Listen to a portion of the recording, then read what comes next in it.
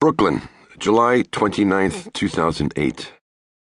Dear John, this is a question I have given much thought to over the years. I can't say I have developed any coherent position about friendship, but in response to your letter, which unleashed a whirlwind of thoughts and memories in me, perhaps this is the moment to try.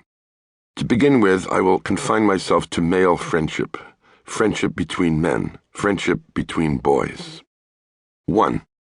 Yes, there are friendships that are transparent and unambivalent, to use your terms, but in my experience, not many of them. This might have something to do with another one of the terms you use, taciturn. You are correct to say that male friends, at least in the West, tend not to talk about how they feel toward each other. I would take this one step further and add, men tend not to talk about how they feel, period. And if you don't know how your friend feels, or what he feels, or why he feels, can you honestly say that you know your friend? And yet, friendships endure, often for many decades, in this ambiguous zone of not knowing. At least 3 of my novels deal directly with male friendship, are in a sense stories about male friendship, The Locked Room, Leviathan, and Oracle Knight, and in each case, this no-man's land of not knowing that stands between friends becomes the stage on which the dramas are played out. An example from life. For the past 25 years, one of my closest friends, perhaps the closest male friend of my adulthood, is one of the least garrulous people I've ever known. He's older than I am, by 11 years, but there is much we have in common. Both writers, both idiotically obsessed with sports, both with long marriages to remarkable women, and, most important and most difficult to define, a certain unarticulated but shared feeling about how one is supposed to live, an ethics of manhood. And yet, much as I care for this person, willing as I would be to rip the shirt off my back for him in time of trouble, our conversations are almost without exception bland and insipid, utterly banal. We communicate by emitting short grunts, reverting to a kind of shorthand language that would be incomprehensible to a stranger. As far as our work, the driving force of both our lives, we rarely even mention it. To demonstrate how closely this man plays his cards to his vest, one small anecdote. A number of years ago, a new novel of his was about to appear in galleys.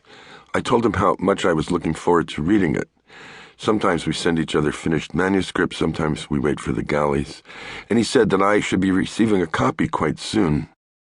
The galleys arrived in the mail the following week. I opened the package, flipped through the book, and discovered that it was dedicated to me. I was touched, of course, deeply moved, in fact, but the point is that my friend never said a word about it. Not the smallest hint, not the tiniest anticipatory wink, nothing. What am I trying to say? That I know this man and don't know him. That he is my friend, my dearest friend, in spite of this not knowing. If he went out and robbed a bank tomorrow, I would be shocked. On the other hand, if I learned that he was cheating on his wife, that he had a young mistress stashed away in an apartment somewhere, I would be disappointed, but I wouldn't be shocked. Anything is possible, and men do keep secrets, even from their closest friends.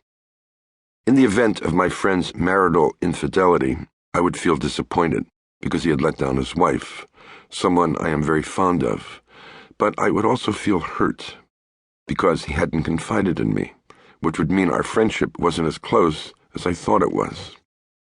A sudden brainwave, the best and most lasting friendships are based on admiration. This is the bedrock feeling that connects two people over the long term. You admire someone for what he does, for what he is, for how he negotiates his path through the world. Your admiration enhances him in your eyes, ennobles him, elevates him to a status you believe is above your own. And if that person admires you as well, and therefore enhances you, ennobles you, elevates you to a status he believes is above his own, then you are in a position of absolute equality.